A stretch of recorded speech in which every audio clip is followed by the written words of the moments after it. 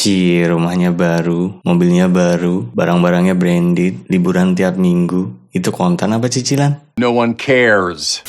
Canda-canda. Tapi saya yakin kamu pasti pernah kan ketemu orang yang gak tahu tempat, gak tahu waktu, bawaannya pengen nonjol gitu. Mau penampilan, sikapnya, cara ngomongnya, seolah kayak ngomong, bahas gue dong. Ya gak? Habis nonton ini kamu bakal tahu cara ngadepin para tukang pamer itu. Mereka kalau ditanya, alasannya sharing. Sekali dua kali, it's okay lah. Tapi kalau sering, itu bukan sharing. Itu flexing namanya. Pamer. Pamernya macam-macam. Keharmonisan, kemewahan, pencapaian, dan lain-lain.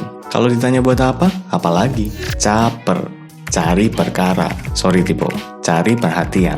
Orang-orang yang suka flexing itu attention seeker. Orang-orang caper. Gak penting dong, tergantung. Menurut saya flexing itu penting kalau dipakai buat strategi marketing. Karena di era medsos ini kalau kamu punya usaha, jualan produk atau jasa misal, brandmu belum terkenal, kamu bukan artis, orang banyak yang belum tahu kamu. Rata-rata pasti skeptis kan? Mau pakai produk atau jasamu tuh ragu gitu. Aman gak nih? Bagus gak nih? Worth it gak nih? Gitu kan? Solusinya apa? Flexing. Mau bukti? Lihat deh beberapa orang yang punya usaha skincare itu. Posting liburan kemana, yang trading dengan gaya hidup mewahnya, yang ikut MLM.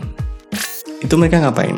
Flexing. Mereka pengen ngasih tahu kamu kalau orang tajir pasti produknya bagus. Kalau join usahanya pasti kaya. Kalau beli kursusnya pasti sukses. Paham kan? Terus apa kalau punya bisnis harus flexing? Bukannya pamer nggak boleh ya? Sebenarnya gini, dari perspektif pengusaha, kalau orang nunjukin pencapaian, keharmonisan, kemewahan, pokoknya kayak ideal banget lah hidupnya. Itu buat mereka bukan flexing. Itu social proof. Biar orang kepengin pakai apa yang mereka pakai. Beli apa yang mereka beli. Ngikutin saran mereka biar sesukses mereka. Saya pribadi nggak ada masalah dengan konsep social proof ini.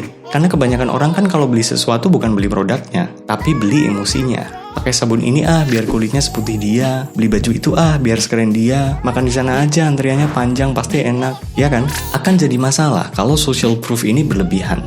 Jatuhnya pamer atau flexing tadi. Nah kalau udah flexing, biasanya ujungnya nggak enak tuh. Memecah netizen yang budiman ini jadi dua golongan. Yang pertama, orang-orang yang nggak peduli. Mereka biasanya diem. Kalau ada ya paling mentok komen, biarin aja duit-duit dia. Terserah dia mau dipakai apa. Yang kedua, orang-orang yang bereaksi. Nah ini hati-hati. Karena kalau cuma komen, jangan sombong, duit nggak dibawa mati, itu basic lah. Tapi kalau udah, akunya yang mana nih? Mau silaturahmi?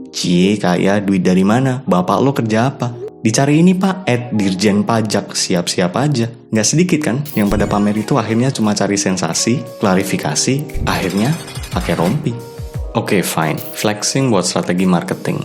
Make sense lah. Tapi ada loh, orang-orang yang hidupnya biasa aja, nggak bisnis apa-apa, kaya juga enggak, utangnya di mana-mana, flexing mereka. Mamerin apa coba? Kan goblok ya.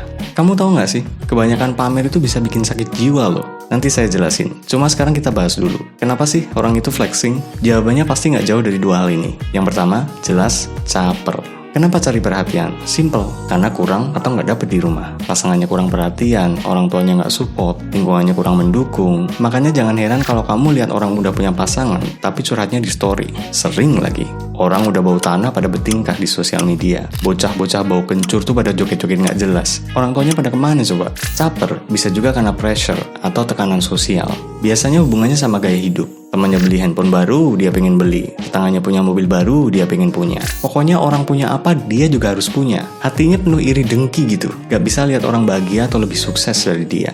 Ada juga orang caper, itu karena insecure. Teman-temannya smart, good looking, udah pada nikah, usahanya pada berhasil, dia jadi minder. Terus biar gak diremehin, biar keberadaannya dianggap penting, dia ngerasa harus cari pengakuan dan validasi buat ngimbangin teman-temannya itu. Next ya, penyebab flexing kedua, kurang empati. Kemampuan untuk menempatkan diri di posisi orang lain dan merasakan apa yang mereka rasakan itu rendah. Orang itu kalau berusaha keras buat disukai, saking senengnya jadi pusat perhatian, saking pengennya dapet pujian, seringnya nggak sadar kalau udah kelewat batas. Orang-orang kayak gini yang memunculkan kesenjangan sosial dan nggak jarang nyakitin perasaan orang lain. Ciri-ciri orang flexing nggak usah kita bahas detail, kamu udah paham lah ya. Pokoknya ketika seseorang pengen terlihat unggul secara berlebihan, mau secara materi, pencapaian, status sosial, apapun yang dia tunjukin yang harusnya nggak perlu ditunjukin, oversharing lah istilahnya. Itu dia lagi flexing tuh. Tapi seberapapun menyebalkannya orang-orang kayak gini, ada yang lebih menyebalkan lagi.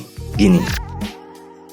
Jadi pamer itu sebenarnya ada dua tipe. Yang pertama flexing. Kalau orang flexing kan pamernya nyolok tuh. Ini mobil gue, ini rumah gue, ini hasil korupsi gue. Terang-terangan gitu. Nah tipe kedua, ini flexingnya terselubung. Kelihatan merendah, tapi aslinya mau pamer. Pernah ketemu belum? Besok buburnya di rumah gua aja. Emang sih nggak bagus, tempatnya kecil, tapi lumayan lah. Begitu datang luasnya 2 hektar, estetik, full fasilitas. Anak saya itu padahal nggak pernah belajar loh. Kok bisa ya keterima di situ? Heran saya. Gue padahal biasa aja loh. Kok banyak yang DM ya? Sampai capek nanggepinnya. Pernah kan? Atau coba komen deh. Versi teranak yang pernah kamu temui kayak apa? Itu namanya humble bragging, istilah untuk orang yang seolah menampakkan kerendahan hati padahal mau sombong. Dan buat saya lebih nyebelin daripada flexing. Keren kagak, cringe banget gitu. Efek samping dari orang yang suka flexing itu ngeri loh. Saya ambil 3 yang paling parah. Yang pertama, sakit jiwa. Mentalnya bisa terganggu. Jadi moody, muncul anxiety. Dia aja bisa, dia aja punya. Masa gua enggak? Gimana kalau gua dikucilin, diremehin, omongan gua nggak dianggap? Saking pengennya dapat perhatian dan pengakuan, nggak jarang mereka ngelakuin hal-hal yang bisa ngerugiin diri sendiri atau orang lain. Bisa mengada-ada, nggak punya ngaku punya misal. Memaksakan keadaan. Aslinya nggak mampu, tapi sampai dibela-belain utang. Yang udah akut, bisa sampai ke taraf kriminal. Kalau cuma nyolong ayam mah bisa diganti. Lah kalau nyolong duit rakyat, bisa mengidap narcissistic personality disorder, merasa dirinya lebih hebat atau lebih penting dari orang lain. Sakit jiwa itu. Yang kedua, hal-hal yang sering kita lakukan berulang itu akan membentuk sebuah habit, kebiasaan. Orang-orang yang suka flexing, suka pamer, otomatis punya kebiasaan caper, butuh pengakuan. Ketemu orang bawaannya pengen show off. Kalau sadar masih mending, kalau sampai nggak sadar dia pamer, itu udah susah tuh disembuhin. Kufur nikmat, itu lawan kata dari bersyukur. Orang-orang yang flexingnya udah sampai jadi habit, itu bisa lupa caranya bersyukur. Parahnya malah nggak bisa bersyukur. Udah punya ini itu masih ngerasa kurang, hidupnya nggak tenang, masih aja nggak bahagia. Ironis nggak sih? Terakhir, dampak dari orang yang suka flexing, jelas, susah bergaul, gak punya teman. Mungkin banyak yang gak setuju, tapi coba perhatiin lagi. Kalau kamu lihat orang yang doyan flexing itu punya teman, sebenarnya hubungan pertemanan mereka itu cuma sebatas memanfaatkan satu sama lain. Selama orang ini berguna, mau skillnya kek, materinya, koneksinya, ya circle-nya mempertahankan dia. Taruhlah suatu saat datang orang dengan kemampuan sama persis join ke circle, dan dia lebih humble, pasti disingkirin nih si kampret. Secara mana ada orang betah, udah capek sama urusan masing-masing, ngumpul sama temen tujuannya pengen sharing, ngobrol, hahaha hihi, tiba-tiba datang orang, pamer, pengen dipuji rumah barunya, mobil barunya, pasangan barunya. Yo, are you kidding me? No one gives a shit. Hati-hati deh kalau kamu punya bibit tukang flexing. Kalau udah parah, sembuhnya susah. Soalnya dari 4 step menghentikan kebiasaan pamer, step pertama aja udah susah banget. Karena nggak semua orang sadar diri.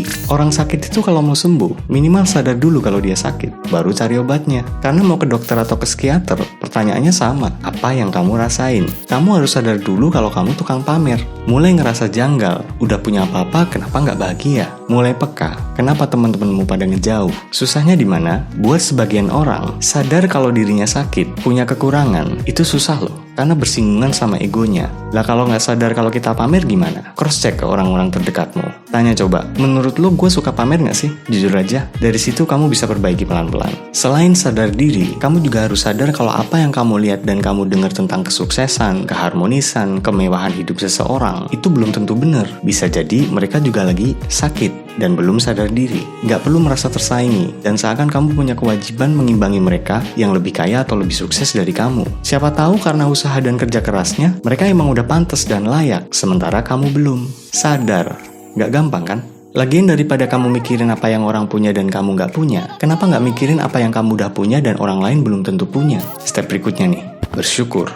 Jangan sampai salah ngartiin musuh besar kesuksesan adalah gampang merasa puas. Karena kalau orang nggak paham, ini bisa kontradiktif. Bersyukur di sini bukan nyuruh kamu buat gampang merasa puas. Bukan berarti ya udah gua miskin, ya miskin aja. Bukan. Bersyukur di sini fungsinya mengendalikan diri. Sebelum muncul iri dengkimu karena lihat orang yang lebih dari kamu harus lihat juga kalau ada orang yang berharap ada di posisimu dan nggak seberuntung kamu. Flexing nggak akan bikin kamu lebih maju. Kalau kamu pengen sukses sekaligus ngilangin kebiasaan pamermu, kamu harus berhenti membandingkan dirimu dengan orang lain. Step terakhir nih.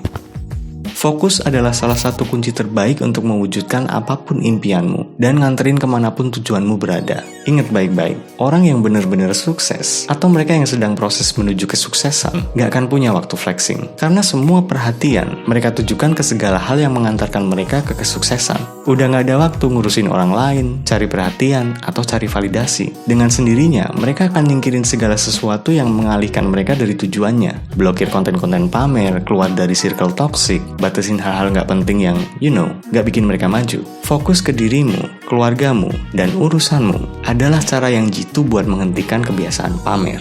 Berani nggak kirim video ini ke temenmu yang suka flexing? Nanti pasti ada yang ngomong, ini kan bukan pamer, ini bangga sama diri sendiri. Well, let's see. Kalau omonganmu itu mendominasi, nggak ada empati, dan banyak akunya, karena aku ini berhasil, nggak ada aku nggak akan jalan, cuma aku yang paling nanana syalalala, itu pamer. Karena kebanggaan sejati itu bermanfaat, memotivasi, dan menginspirasi. So next time kalau ada orang flexing, coba cek, itu strategi marketingnya atau emang sakit jiwa. Semoga bermanfaat and see ya.